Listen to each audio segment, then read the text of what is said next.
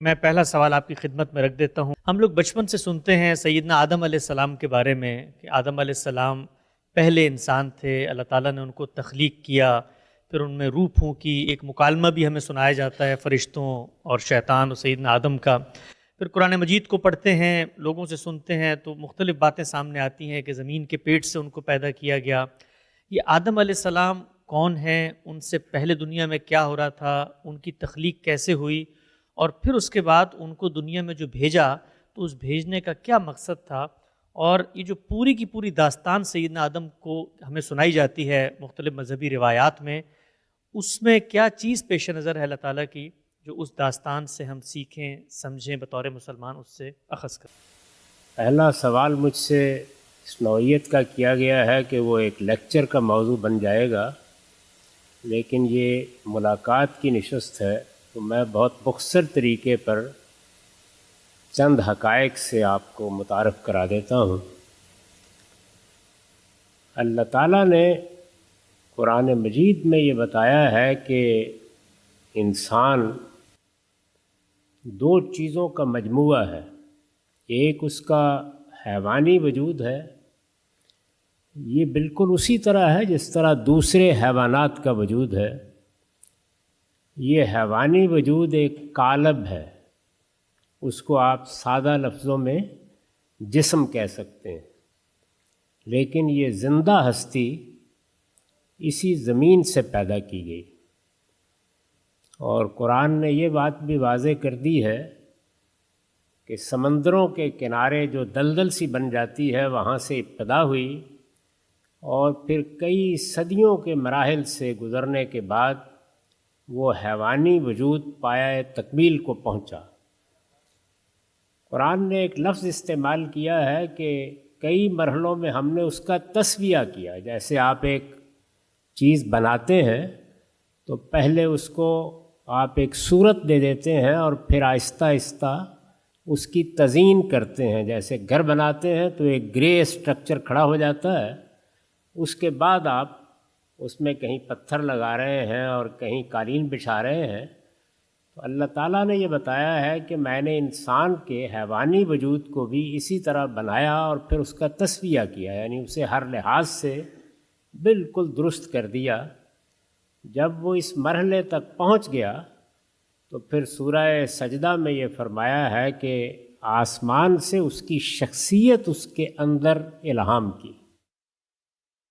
اس طرح انسان اپنے جسم یا اپنے قالب کے لحاظ سے ایک زمینی ہستی ہے اور اسی طرح بنا ہے جس طرح کے دوسرے جانور پیدا ہوئے ہیں، لیکن انسانوں کی جو نسل اس وقت موجود تھی اور اس کے حیوانی وجود کے بے شمار نمونے پیدا ہو چکے تھے، ان میں سے دو کا انتخاب کر کے انہیں انسانی شخصیت دی گئی۔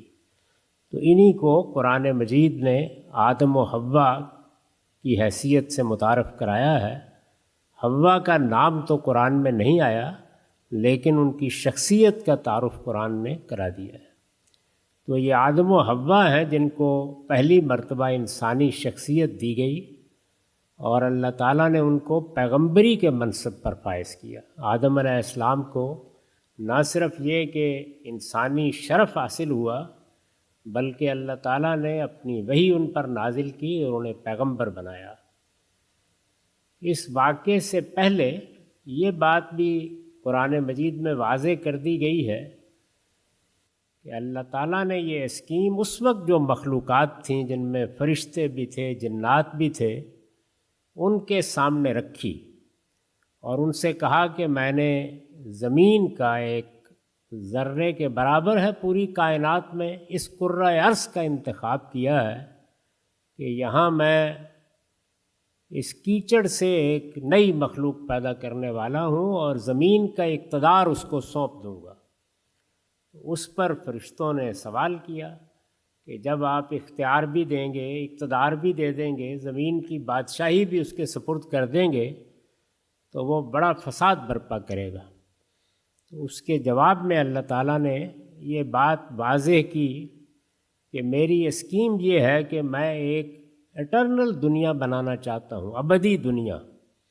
اس دنیا کے لیے مجھے لوگوں کا انتخاب کرنا ہے کہ اس انتخاب کے لیے میں پہلے ان کا امتحان کروں گا، اور اس وقت یہ زمین کے اوپر امتحان کے لیے بھیجے جائیں گے، یہ پیدا ہوں گے، یہ یہاں سے رخصت ہوں گے، پھر میں ان کو اٹھاؤں گا اور اٹھا کر ان کا حساب لوں گا، اور پھر جو اس حساب میں کامیاب ہوگا اس کو اپنی جنت میں آباد کروں گا جہاں موت کا خاتمہ ہو جائے گا، اور یہ ہمیشہ ہمیشہ کے لیے اس میں رہیں گے۔ تو اس مقصد کے لیے انسان کو بنایا گیا کہ وہ خدا کی ابدی دنیا میں آباد ہو، وہ ایٹرنل لائف اس کو دی جائے، اور اس دنیا میں وہ اس لیے بھیجا گیا کہ وہ پاکیزگی کا امتحان دے۔ یہ سارا امتحان کیا ہے؟ پیوریفیکیشن کا۔ انسان کے اندر خیر بھی ہے، شر بھی ہے، اس کے اندر نیکی اور بدی کا شعور ہے، اس میں اس کو زیادہ سے زیادہ پاکیزہ ہو کر دنیا سے رخصت ہونا ہے۔